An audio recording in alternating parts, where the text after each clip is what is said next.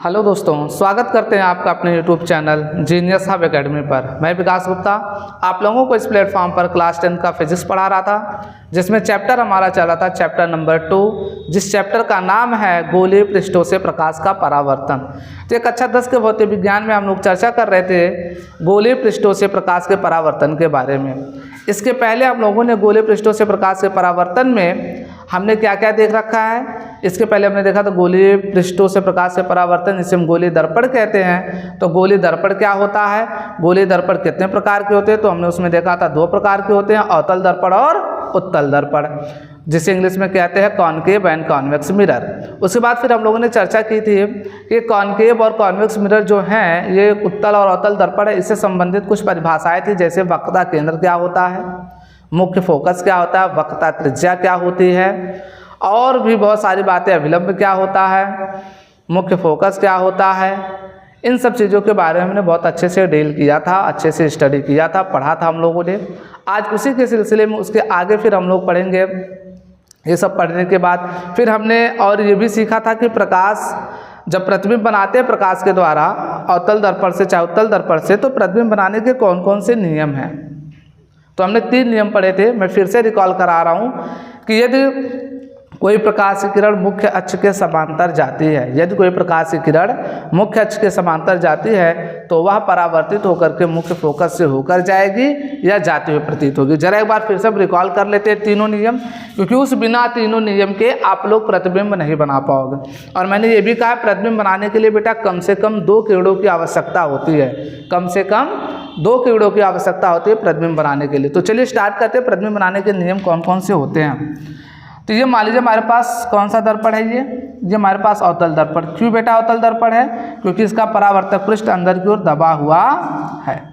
इसका बीच वाला पॉइंट बेटा पोल होता था, जिसे हम ध्रुव कहते थे, और ये आपका रहा मुख्य अक्ष, ये होता है बेटा फोकस, और ये होता है आपका वक्रता केंद्र।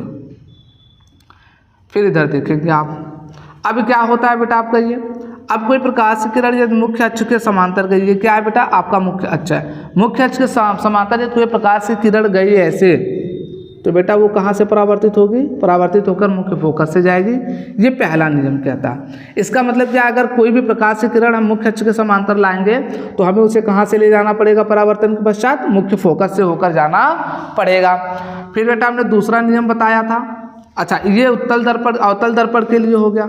यही नियम अगर हम उत्तल दर्पण के लिए बनाए तो कैसे बनेगा, चलिए देखते हैं।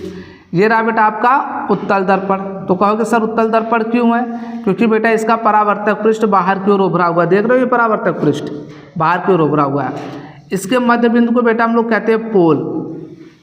अब ये पोल है और ये क्या आपका मुख्य अक्ष है, इधर आपका फोकस है, इधर आपका फोकस है बेटा, और इधर आपका क्या होता है, ये वक्रता केंद्र है।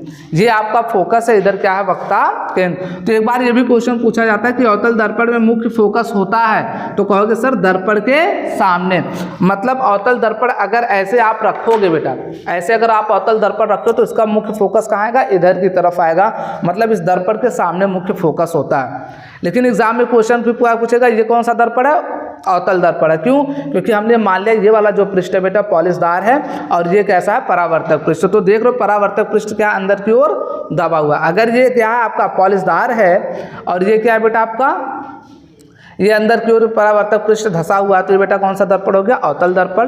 तो देखा जाए अगर ये अवतल दर्पण है तो इसका जो फोकस होगा वक्रता केंद्र होगी वो बेटा इधर ही होगी। इसका मतलब ये है कि जो ये अवतल दर्पण है इसमें जो मुख्य फोकस है वक्रता केंद्र वो क्या होती है, दर्पण के सामने होती है। अगर मैं इसी को उल्टा इस तरीके से कर दूं और पॉलिश की बात इस तरफ कर दूं तो देखो इसका परावर्तक पृष्ठ बाहर की ओर क्या है, उभरा हुआ है।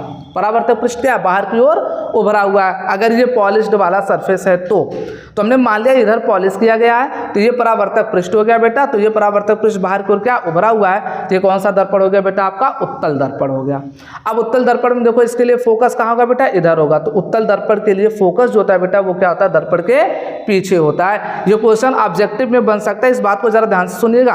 कोई पूछे अवतल दर्पण में फोकस कहाँ होता है बेटा, तो फोकस होता है दर्पण के सामने, जबकि उत्तल दर्पण में फोकस कहाँ होता है बेटा, दर्पण के पीछे। क्योंकि देखो ये अपना गोला कहाँ कंप्लीट करेगा, ऐसे करेगा, तो फोकस बीच में आएगा और वक्रता केंद्र यहाँ होगी। इसका मतलब उत्तल दर्पण में फोकस क्या होता है, दर्पण के पीछे। तो ये बात याद रखिएगा।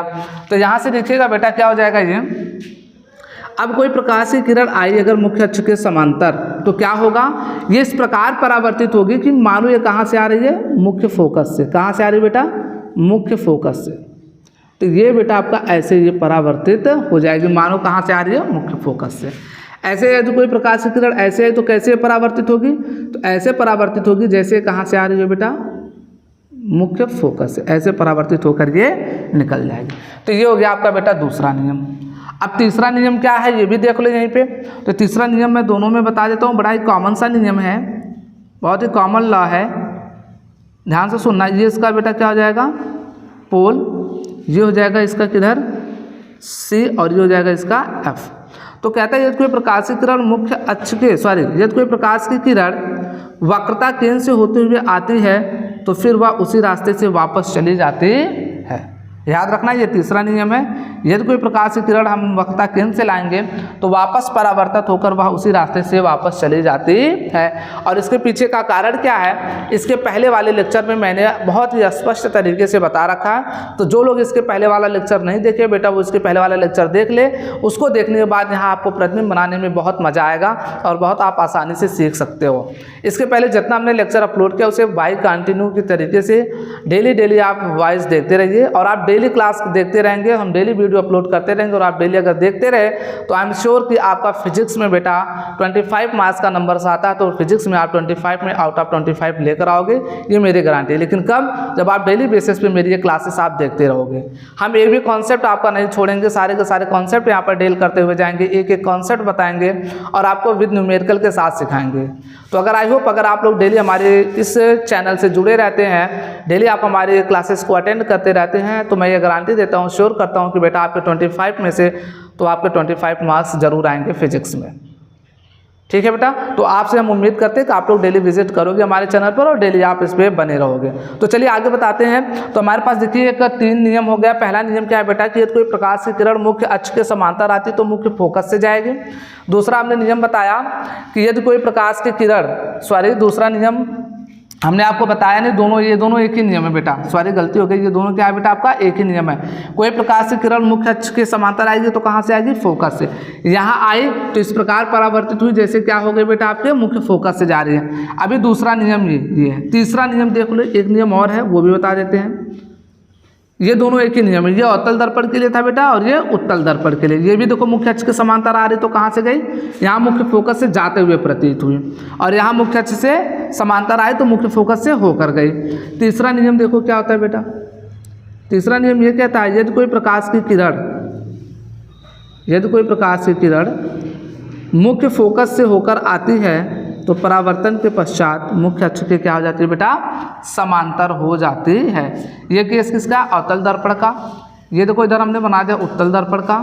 इसके लिए कैसे हम बनाएंगे जरा ध्यान से देखना। ये इसका बेटा पोल है मध्य बिंदु, ये इसका एफ हो जाएगा और ये इसका क्या हो जाएगा सी। तो अब प्रकाश की किरण मान लो कैसे आई, मुख्य फोकस से। ऐसा लग रहा है कहाँ से आ रही बेटा, मुख्य फोकस से आ रही है ना, कहाँ से आ रही है, मुख्य फोकस। ऐसा लगा हमें कहाँ से आ रही है, मुख्य फोकस से। तो बेटा ये परावर्तित होकर क्या हो जाएगी, मुख्य अक्ष के समांतर हो जाएगी। क्लियर बात यहाँ पे। तो इस तरीके से ये बेटा दूसरा नियम था। तो तीनों नियम में हमने क्या क्या पढ़ा, यदि कोई प्रकाश की किरण मुख्य अक्ष के समांतर आती है तो मुख्य फोकस से होकर जाएगी, और यदि कोई प्रकाश की किरण मुख्य फोकस से होकर आती है तो परावर्तन के पश्चात मुख्य अक्ष के समांतर हो जाएगी, और यदि कोई प्रकाश की किरण वक्रता केंद्र से आती है तो वह उसी रास्ते से वापस लौट जाएगी। तो 3 नियम थे बेटा जो हमें डिस्कस करने थे। आई होप आपको समझ में आया होगा। चलिए हम लोग स्टार्ट करते हैं अवतल दर्पण द्वारा प्रतिबिंब का बनना, formation of image by concave mirror. कैसे हम अवतल दर्पण द्वारा प्रतिबिंब बनाते हैं, इसके 6 केसेस हैं बेटा। एक एक केस हम लोग करके डील करेंगे और सारी पोजीशंस को लिखेंगे। और याद रखना, जिनको ये अवतल दर्पण द्वारा प्रतिबिंब का बनना याद हो गया तो बेटा याद रखना वो लोग उत्तल लेंस और अवतल लेंस पढ़ने में उनको बड़ी मदद होगी। मतलब क्या है कि उन्हें उत्तल लेंस द्वारा प्रतिबिंब बनाने में और अवतल लेंस द्वारा प्रतिबिंब बनाने में कोई भी प्रॉब्लम आनी नहीं है, क्योंकि जैसा अवतल दर्पण है वैसा ही आपका उत्तल लेंस है। तो बहुत ही ध्यानपूर्वक इसे आप पढ़िएगा। तो चलिए पहला केस लेते हैं।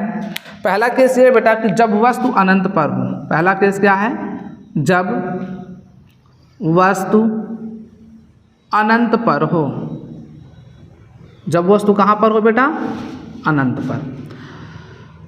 और एक बात याद रखिएगा, जब कोई बेटा वस्तु अनंत पर होती है तो वहाँ से प्रकाश किरणें मुख्य अक्ष के समांतर आती हैं। देखो अनंत पर कोई वस्तु होने का मतलब ये है कि वहाँ से चलने वाली प्रकाश किरणें या तो मुख्य अक्ष के समांतर आएंगी या तो वो आपस में समांतर होंगी। क्या होंगी, या तो वो आपस में समांतर होंगी और या तो मुख्य अक्ष के समांतर होंगी, लेकिन वो समांतर होंगे जरूर, चाहे वह आपस में हो और चाहे मुख्य अक्ष के। तो चलिए हम बात करते हैं बेटा, पहला क्वेश्चन क्या है, जब वस्तु अनंत पर हो तो हम ये बनाते हैं आपका कौन सा दर्पण, अवतल दर्पण। क्यों, क्योंकि हमें अवतल दर्पण द्वारा प्रतिबिंब का बनाना सीखना है। तो ये बेटा हो गया आपका अवतल दर्पण। ये इसका होता है बेटा मध्य बिंदु, जिसे हम लोग कहते हैं पोल, हिंदी में कहते हैं ध्रुव, इसे P से प्रदर्शित करते हैं। और बेटा ये आपका हो गया इसका फोकस, और ये हो गया इसका आपका वक्रता केंद्र, और ये हो गया आपका मुख्य अक्ष। फोकस और कम कर देते बेटा, ये मान लेते ये फोकस है आपका और ये क्या आपका वक्रता केंद्र।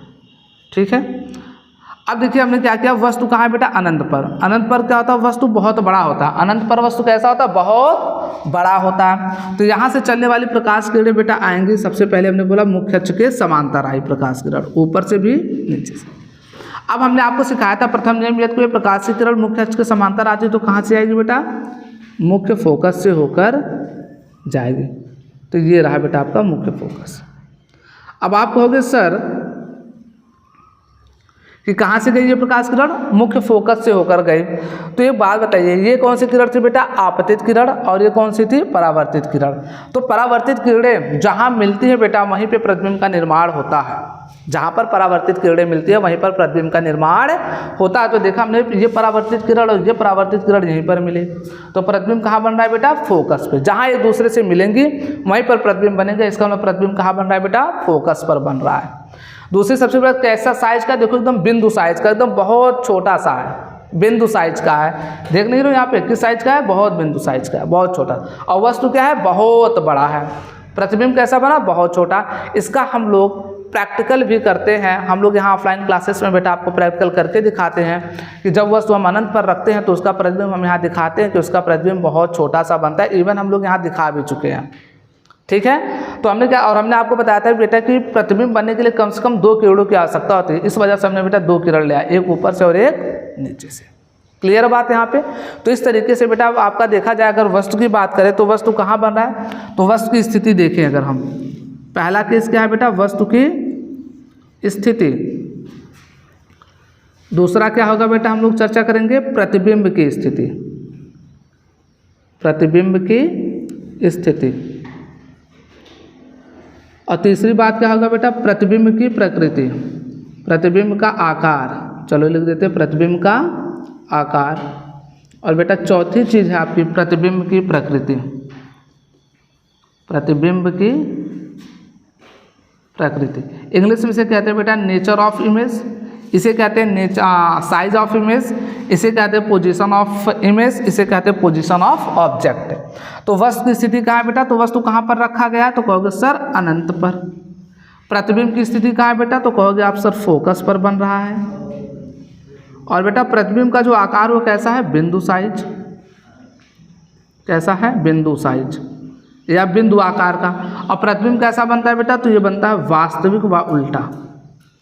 याद रखना वास्तविक क्यों बन रहा है, क्योंकि बेटे ये प्रकाश किरणें सच में मिल रही हैं। मैंने बताया था परिभाषा आपको इमेज में, जब हम प्रतिबिंब पढ़ा रहे थे तो हमने बताया था प्रतिबिंब 2 प्रकार के होते हैं, एक वास्तविक और एक आभासिक। तो बेटा जब प्रतिबिंब वास्तविक कब बनेगा, जब प्रकाश किरणें सच में मिलेंगी। तो यहाँ देखो प्रकाश किरणें सच में मिल रही है, इसलिए यहाँ प्रतिबिंब कैसा है बेटा, वास्तविक। और वास्तविक साथ हमेशा क्या आता है बेटा, उल्टा आता है। तो जब जब प्रतिबिंब वास्तविक बनेगा तो उसके साथ साथ वो प्रतिबिंब कैसा होगा, उल्टा होगा। अभी आगे के केसेस में हम लोग देखेंगे। चलिए ये पहला केस आपको आई होप क्लियर हो गया होगा, ठीक है ना। तो ये होता है यहाँ पर। इसका प्रयोग आपको बता दूं, अगर प्रयोग की बात करें तो इस केस का प्रयोग कहाँ करते, तो आप लोगों ने सोलर पैनल देखा होगा। क्या देखा होगा, सोलर पैनल। इसी केस का सबसे ज़्यादा इंपॉर्टेंट वहाँ पर दिया जाता है। क्यों बेटा, क्योंकि सूर्य बहुत दूर है हमारे सोलर पैनल से, तो वो किस तरह बिहेव करेगी, इनफाइनाइट की तरह। किस तरह, इनफाइनाइट की तरह बिहेव करेगी। तो वस्तु कहाँ है, सूर्य कहाँ, अनंत पर है। तो मान लेते हो जो प्रकाश चल के आ रही है वो कहाँ से आ रही है, अनंत से। और जब बेटा प्रकाश अनंत से चलकर आती है तो बताओ कैसे आती है, मुख्य अक्ष के समांतर। ये बात हमने डिस्कस किया किया था। तो वो प्रकाश किरणें जब मुख्य अक्ष के समांतर आती है तो सबको ले जाकर कहाँ मिला देता है, मुख्य फोकस पर, मतलब एक ही बिंदु पर ले जाकर सबको मिला देता। अब सोचो प्रकाश किरणों में क्या होती है बेटा, हीट होती है। क्या होती है बेटा, हीट, उष्मा होती है। अब वो उष्मा क्या करता है, जब वो क्या करता है अवतल दर्पण से हम पास कराते हैं तो क्या होता है, लाकर एक जगह से एकत्रित कर देता है। या तो इस केस का मैं बता रहा हूँ, मैं ये नहीं कह रहा हूँ अवतल दर्पण वहाँ यूज किया जाता, मैं बता रहा हूँ इस केस का हो सकता है वहाँ पे लेंस प्रयोग की जाए, कुछ भी प्रयोग किया जा सकता है, मैं ये नहीं कह रहा। लेकिन समझो इस बात को, इस केस का उपयोग वहाँ पर किया जाता है क्योंकि वहाँ पर बेटा जो वस्तु होती है वो अनंत पर होती है। सूर्य कहाँ होता है, अनंत पर। तो वहाँ से चलने वाली प्रकाश किरणें क्या होती है, मुख्य फोकस से होकर जाती है। मतलब क्या होता है कि वो एक ही बिंदु पर जाकर मिल जाती है। तो सोचो सारी प्रकाश किरणें जब एक जगह बिंदु पर मिलेंगे तो वहाँ हीट क्या हो जाएगी, बहुत ज़्यादा। और उस हीट को क्या किया जाता है बेटा, इलेक्ट्रिकल एनर्जी, विद्युत ऊर्जा में कन्वर्ट कर लिया जाता है। और वो हीट आई कहाँ से, तो प्रकाश से आई। तो उस प्रकाश ऊर्जा से किस में कन्वर्ट हुआ, हीट ऊर्जा में, और हीट से किस में चला गया फिर बेटा, वो लाइट में। तो उसे कहते हैं बेटा प्रकाश ऊर्जा का विद्युत ऊर्जा में परिवर्तन। तो वहाँ पर इसका हम प्रयोग करते हैं। चलिए हम लोग केस पढ़ते हैं। केस नंबर दूसरा। केस नंबर दूसरा क्या है बेटा, अभी वस्तु कहाँ है, अनंत पर है। अब पढ़ेंगे अनंत और वक्रता केंद्र के बीच में। हम देखिए, हम वस्तु को ऐसे धीरे धीरे लाते जाएंगे। अभी वस्तु का है बेटा, अनंत पर है। प्रतिबिंब कैसा बना, फोकस पर बना, किस आकार का, बिंदु साइज का, वास्तविक का उल्टा। अब हम वस्तु को खिसकाएंगे, अब कहाँ लाएंगे, वक्रता केंद्र और अनंत के बीच में कहीं भी रख दें। तो दूसरा केस है बेटा, जब वस्तु अनंत व सी के बीच हो, सी के बीच हो। तो चलिए इसकी बात करते हैं बेटा, ध्यान से सुनिएगा। सबसे पहले हम बनाएंगे बेटा अवतल दर्पण। ये हमारे पास है बेटा अवतल दर्पण।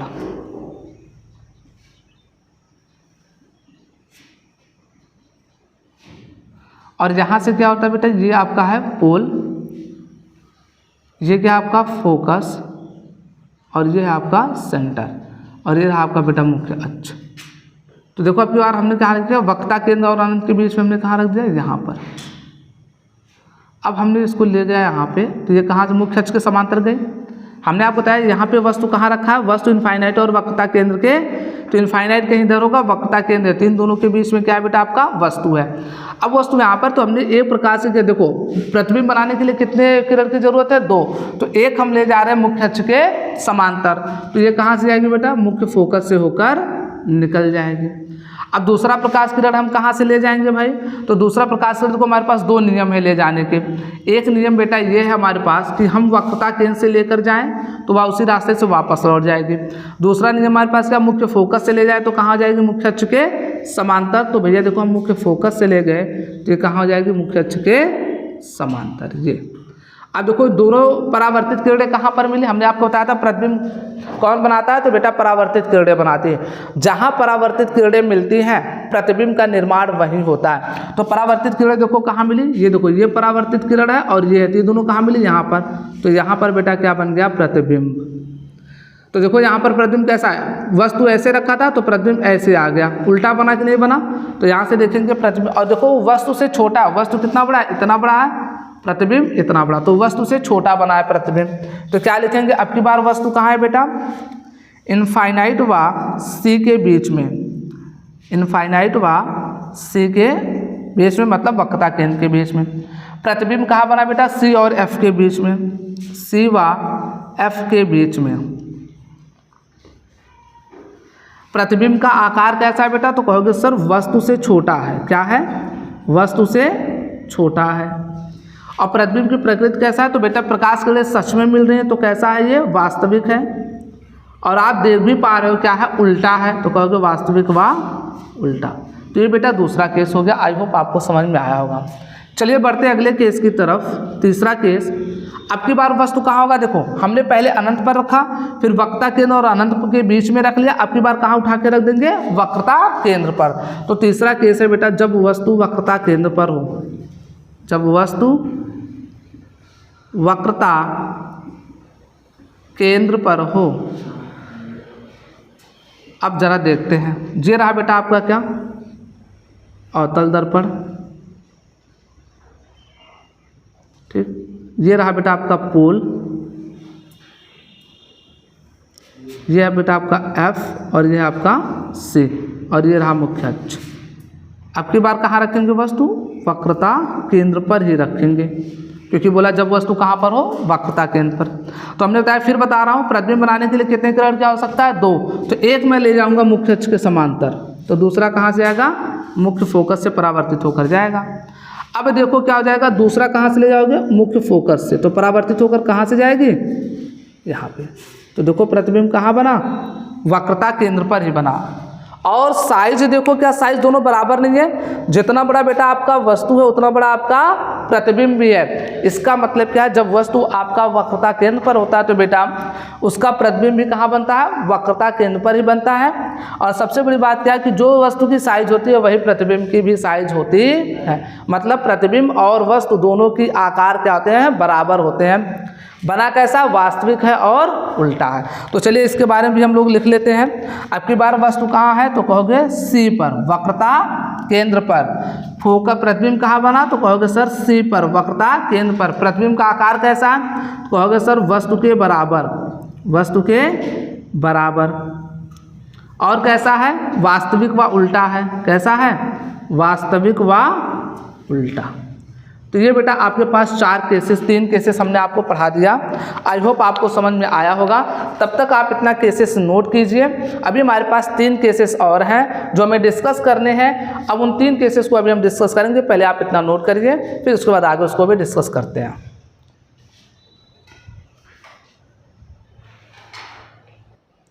आई होप आप लोगों ने नोट कर लिया होगा।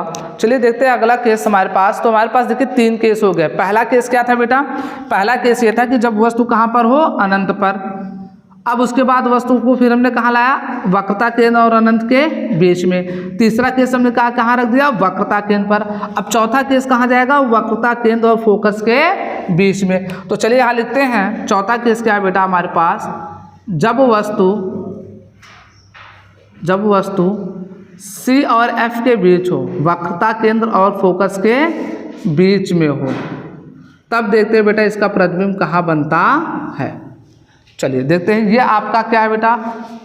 यह है आपका अवतल दर्पण। ये हमने बना दिया आपका अवतल दर्पण।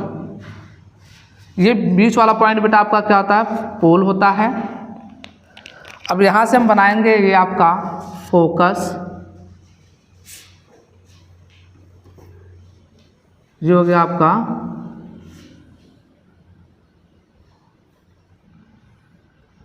ये बेटा आपका फोकस और ये आपका क्या? वक्रता केंद्र।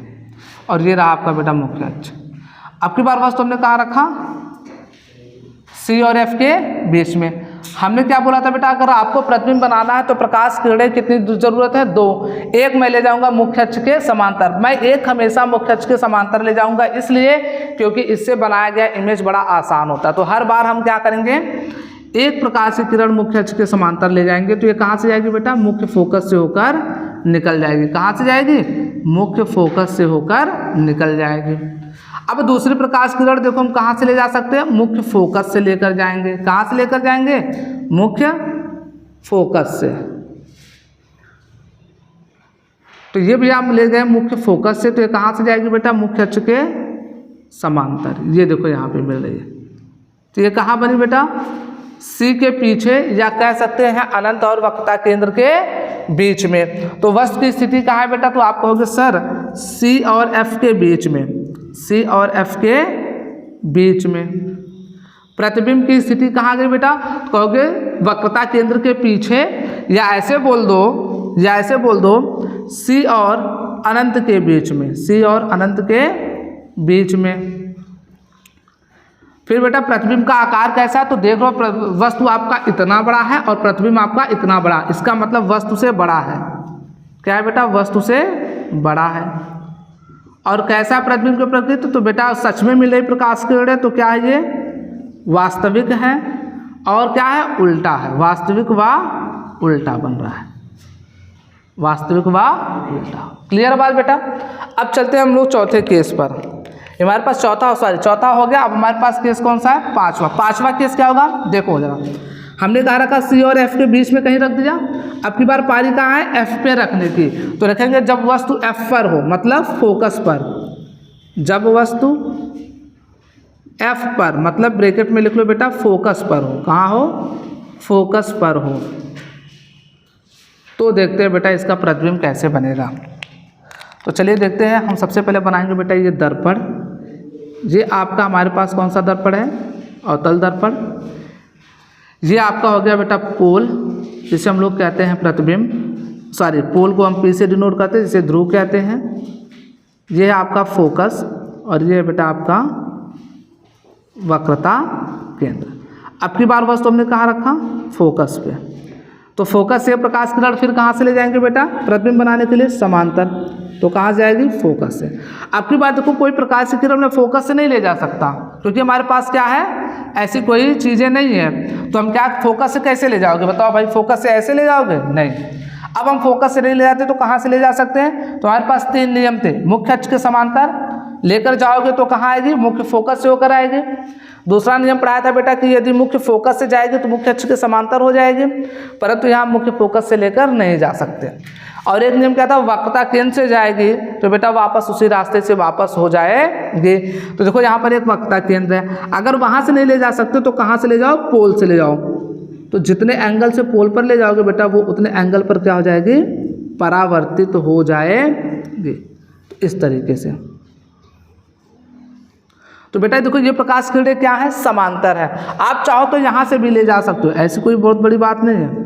आप चाहो तो ऐसे ले जाओगे तो फिर ये क्या हो जाएगी? मुख्य अक्ष के समांतर ऐसे निकल आएगी, ऐसे निकल आएगी। लेकिन हम इससे नहीं ले जा रहे हैं, हम किससे ले जा रहे हैं बेटा? पोल से। तो जितने एंगल पर हमने पोल पर डाला उतने एंगल पर हमने परावर्तित करा दिया। ठीक है। तो ये देखो प्रकाश किरण क्या है बेटा आपका? ये अनंत पर जाकर मिलेंगी, ये कभी आपस में मिलेंगी नहीं। पहले बात तो ये आपस में प्रकाश किरणें कैसे? समांतर। और समांतर प्रकाश किरणें वे किरणें होती है बेटा जिनके बीच दूरी हमेशा समान होती है। तो ऐसा माना जाता है कि प्रकाश किरणें यहाँ तो कहीं मिलेंगी नहीं, तो ऐसा माना जाता है कि प्रकाश किरणें जाकर कहाँ पर मिलेंगी? अनंत पर मिलेंगी। कहाँ मिलेंगी? अनंत पर। तो इस वजह से इसे हम क्या मानेंगे कि इसका प्रतिबिंब कहाँ बनेगा बेटा? अनंत पर। तो अब की बार वस्तु कहाँ रखा गया? फोकस पर। कहाँ रखा गया? फोकस पर। प्रतिबिंब की स्थिति कहाँ है बेटा? अनंत पर। और वस्तु से क्या है? वस्तु से बहुत बड़ा। ये भी बताया जाता है कि जो अनंत पर कोई वस्तु होती है वो बहुत बड़ा होता है। तो वस्तु से कैसा बना बेटा? बहुत बड़ा। और इसकी प्रकृति कैसी है? तो बेटा अगर अनंत पर जाकर मिलेंगी तो देखो इधर कहीं भी मिलेंगी तो देखो, नीचे कहीं भी मिलेंगी तो देखो, चाहे यहाँ मिलती चाहे यहाँ मिलती, सब जगह क्या होती? देखो उल्टा ही बन रहा है ना। और जाकर वहाँ मिलेंगी, सच में मिलेंगी तो कैसा हो जाएगा बेटा आपका? वास्तविक। और कैसा बनेगा? वह उल्टा। तो ये बेटा आपका हो गया कौन सा? 5वां केस।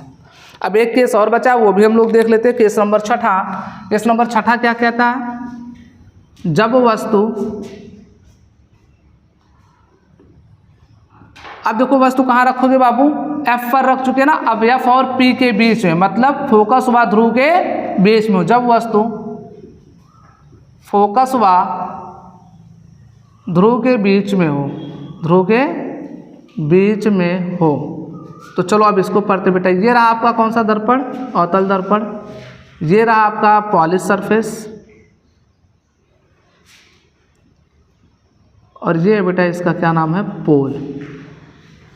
ये रहा आपका मुख्य अक्ष, ये रहा आपका फोकस, और ये रहा आपका वक्रता केंद्र। अब वस्तु कहाँ रखोगे? मुख्य फोकस पे। मुख्य फोकस और पोल के बीच में। तो ये ले गए आप एक प्रकार से किरण मुख्य अक्ष समांतर, तो कहाँ से होकर जाएगी ये? ये पोल से नहीं बल्कि फोकस से जाएगी, क्योंकि मुख्य अक्ष के समांतर प्रकाश किरण किससे जाती है? मुख्य फोकस से। अब दूसरे प्रकाश किरण कहाँ से ले जाओगे बेटा आप? तो वक्रता केंद्र से ले जा सकते हो। ऐसे ले जाओ तो ये वैसे वापस ऐसे निकल जाएगी। तो ये प्रकाश किरण देखो बेटा आपका कभी भी मिलने वाला नहीं है, अनंत पर भी नहीं मिले। क्यों?